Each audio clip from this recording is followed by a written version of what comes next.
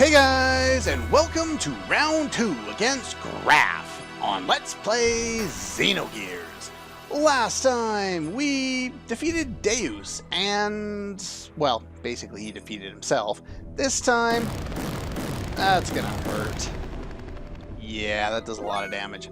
This time, I managed to beat Deus again and got the proper equipment on, which is 2 evasion rings for everybody, 3 magnetic coats for Bart and Faye. Billy gets 2 power magics and a magnetic coat. As far as regular equipment goes, we have the 2 evasion rings I already mentioned, and Faye's got the trading card, Billy has an ether doubler, Bart has whatever that is, holy pendant. And start off, everybody booster. We want as much speed as we can possibly manage. Hopefully he focuses on Faye early on, or Bart, because they have the most evasion. We want to go over here and hit system id. We don't even really have time for id power. Not that Faye's going to be doing the heavy lifting in this fight. Oh no. And we want to do Wild Smile ASAP. As much evasion as we can manage. This fight is not required. You do not need to win this fight. Nothing additional happens if you defeat him other than the obvious. You beat him. He actually has experience, no money, but he has a drop. Now, Jesse Cannon with 2 power magics and an ether doubler against this guy is quite effective. Now, we haven't really used this because Aerod's has been more effective. It hits all enemies. But it's basically the same thing, only a single targeting one if you buff it up properly because, yes, nearly max out her damage. Stop using magic, it hurts more. His attacks tend to miss. So yeah, we're going to be spamming Keishan for pretty much this entire fight, as well as Jesse Cannon. And between the 2 of them, they're going to get 1,000 or 150 or no, 15,000 damage per round. However, Graph has 100,000 HP. This is actually the game's super boss. This is the most powerful boss in the game, even more powerful than the boss of the game. So that kind of tells you whereabouts we are in the plot, and yeah. It's completely missable. You don't have to beat him. We want to use our normal attacks. Now, Bart does have the Sonic G-Whip equipped, though it hasn't been working for me in my test runs. What it's supposed to do is it's supposed to break or silence the enemy's ether machine so that he can't use his attack, or at least so that he won't deal as much damage with his magic attack there. Like I said, it hasn't been working for me, but you definitely want that equipped on him. That's his entire reason, that and Wild Smile, why he's in this fight. Billy's here to deal most of the heavy lifting, because he's going to be doubling Faye's damage for pretty much the whole battle. But Faye's going to do as much as he can to keep up. Now, I'd like him to stay away from Billy if at all possible, because Billy has less evasion because he has the 2 power magics on. And like I showed before in the end of the last episode where I died, yeah, you can't really do anything as far as trying to revive any gears if they get killed.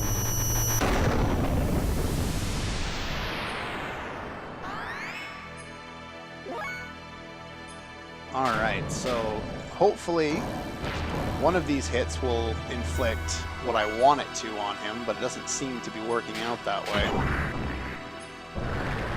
Let's fast forward through that. Yeah, there's a lot of attacks in this one, and they don't take too long, but they take long enough. Just again, we'll fast forward through that, since it's basically the same stuff we've already seen. And you ran out, so system it again. It's going to take too long to build him up to get to hyper mode on his own, which is kind of what I've been doing with Bart here. Tried that attack. Stopped ether engine. There we go. For whatever reason, the X attack hasn't been working, so we can't use that attack. Ow! That hurt. Let's see. I think we should be should be around halfway, I think, taking him down. by now. So let's see how fast we can end with when we use fast forward there. Now, any action you take that doesn't reduce your attack level has a chance of putting you into hyper mode, including throwing Wild Smile on him again. I don't know if it's worn off, but I'm going to throw it on him anyway, just because. And let's see, let's throw on Jessie Cannon one more time. I haven't really been paying attention to how much damage I've been dealing, but should be pretty close. No, please don't hit him. Thank you. And we'll just, I don't know, go with a normal attack and see if we can get him into hyper mode. The faster he gets into hyper mode, the faster this guy falls down.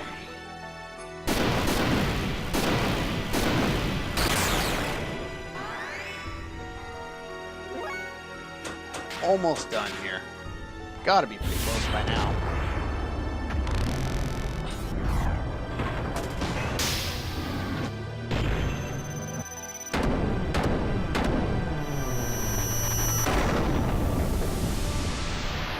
Did we get him?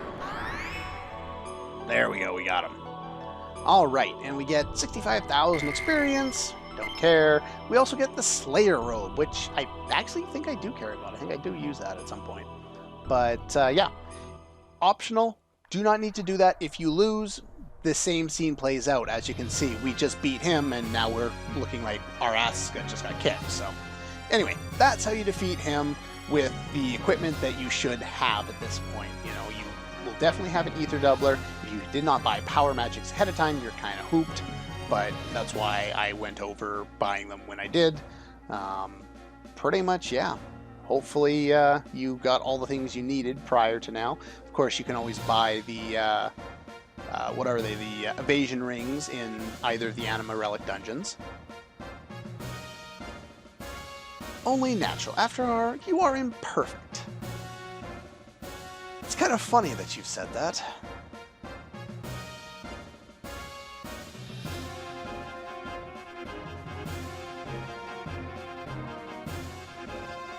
Yeah, basically he's saying that Faye is weak because he's not embracing id.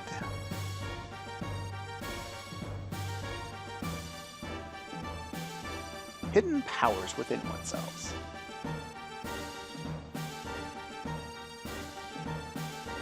So you can't, you know, get that powerful because you're not evil, basically.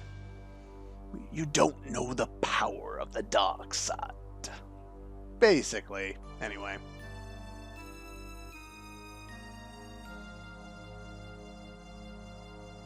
Now, in this case, he's using it as the double entendre, you know, the original reason why I said they named the character id the way they did based on the Freudian concept, and the fact that it is within him as well and is that evil person, so. Natural born assassin. You are wrong. I am not id. Time has come. I will take your soul and draw its power out to the limit. Enough. Aww. I mean, yay, good. We're not gonna die. He is bait. Wait a minute. Wait a minute now. Yeah, they go into greater detail here. Now, I think I had a note about Graph here to talk about, did I not? Yes. So, if you remember, you know, being Lacan was the painter, he painted Sophia, he loved Sophia, right? Well, the fact that Elly looks like Sophia would explain something that happened earlier in the game when we fought against Graph. I believe it was when we got to the Goliath and we were fighting right outside. We had a fight and Elly was involved in that fight, but he would not attack Elly because Elly looked like Sophia. Because we kind of understand Lacan's feelings about Sophia, that actually makes a whole bunch of sense. Let's see. Oh yeah, excuse me. Well, since I can talk about this now, might as well. The song that often plays when Faye was struggling or when it was present was called The One Who Is Torn Apart, which makes a whole lot of sense now that you think about it, doesn't it? Yeah, they do a pretty good job of titling some of the songs in this game. In the land of Golgotha. Now, I believe, if I remember correctly, you know what? I'll double check before I talk out my ass. Okay, so I wouldn't have been talking out of my ass. I just would have been talking out of a lack of memory, because I was right. I just wasn't sure that I was right.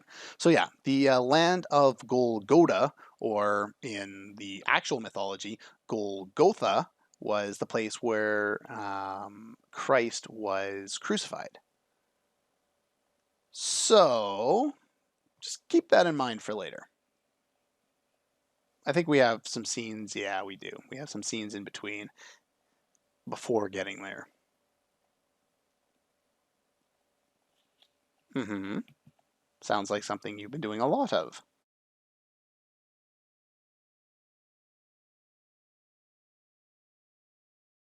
Now what? Why do we have silence and a lot of walking around?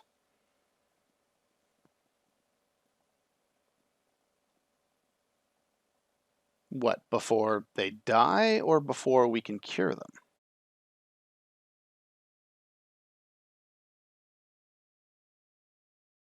No, I'm pretty sure she's been running herself ragged since she got back here.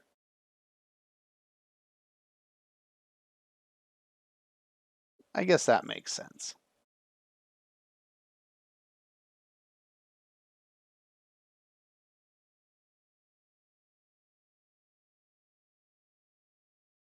What is it? The pendant of Nissan. But why do you have it?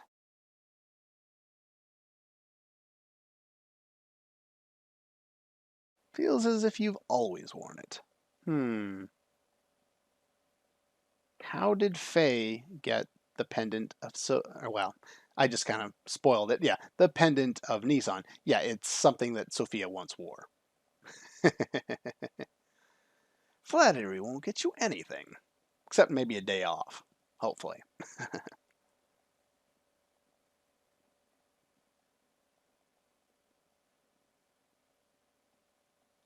Hmm? Now what? Why is it spinning like that? Did it just take off and fly away like it had a mind of its own?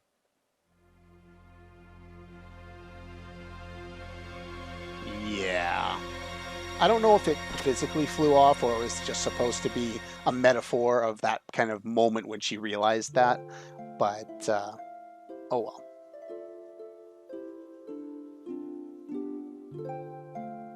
I decided ascend. You decided to ascend? I think that makes a little more sense. To Shavat. It's a transmission from Krelian. Told me that if I wanted to save Faye and the others, I would have to come to Golgotha. Krelian wanted you. Of course he did. He's always wanted you. In order to save Faye and my friends, I departed in the last Omnigear left remaining in Shavat, the one that was set aside, well, for Sophia and now for her.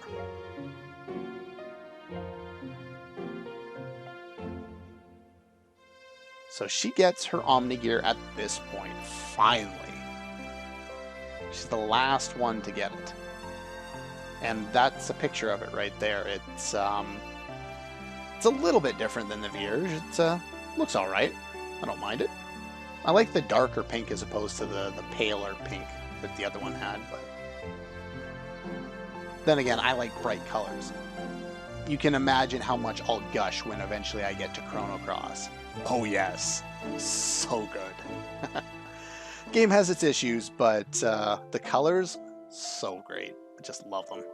And of course the soundtrack is unbeatable, but again, another one of Mitsuda's incredible works is this game. So let's talk about this game.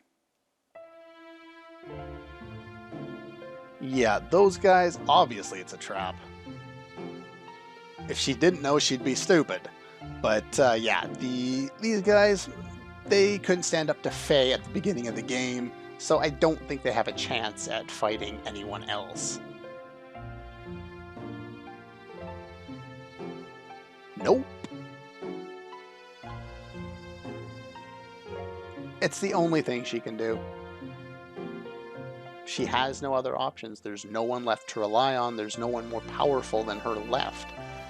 The only conceivable option would be to talk to the three sages of Shavat, but who knows where they are at this point. And she's probably already been able to talk to Melchior because they're working with his nanomachines, and presumably he's still kind of helping them just behind the scenes.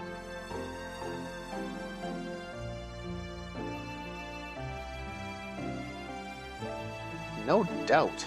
She's basically become Mother Sophia. She's become the face of the Nissan religion, even more so than Margie, which is very impressive.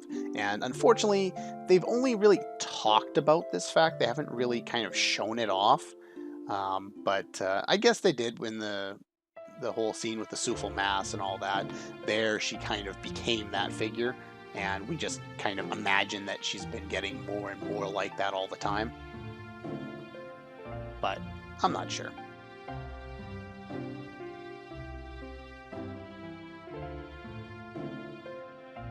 You know exactly why, you just don't want to tell them. She's not, well, I guess she's kind of being selfish. She's putting Faye above, you know, everyone else who relies on her.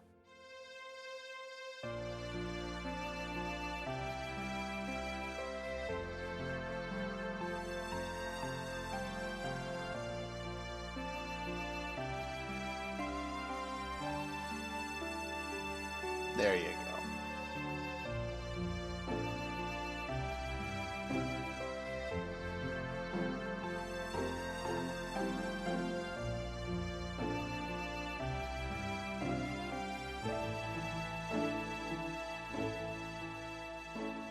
It's your prerogative as a person to save the person you love, but oh well.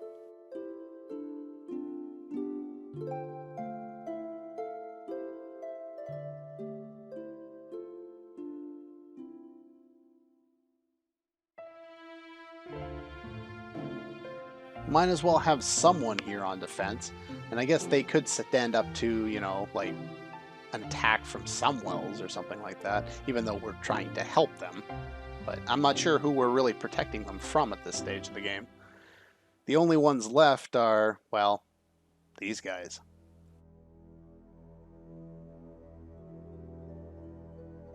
Now, you remember what I said about Gogagan, or whatever this place is, being the place where Christ was crucified? Yeah, it has a whole nother meaning now, doesn't it? I don't know why Chu-Chu's there.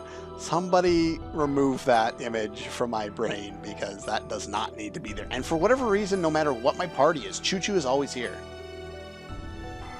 It's always, I believe, Faye and Chu-Chu, and who are the other two? Looks like Siebzen and Asher. Or not Asher. Asher's the animal relic. Fenrir. Yeah, it's kind of a ragtag crew. Strange. But, yeah.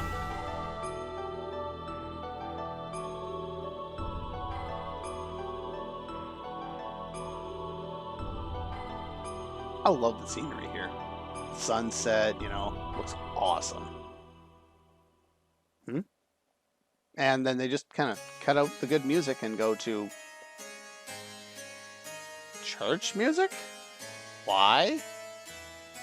Well, here's the scene where Elly comes to save everybody.